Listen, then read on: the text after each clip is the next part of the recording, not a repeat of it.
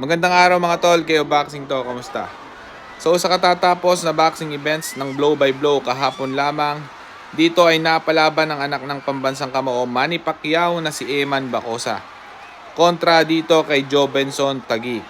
Kung saan mga tol, 3 beses na pinatumba ni Eman Bacosa ang kalaban at pagtungtungan ng round 3 na TKO ni Bacosa ang kalaban. Itinigil ng referee ang laban sa round 3 mga tol at idineklarang panalo si Eman Bacosa by way of 3rd round TKO. Sa ngayon mga tol, umangat ang kartada ni Eman Bacosa sa 2 wins with 2 knockouts at 1 draw. Hanggang dito na lang video ito mga tol. Maraming salamat sa panonood. The chief of boxing and other contact sports, Ms. Jackie Castro Ortido. Ground Supervisor Donna May Martina.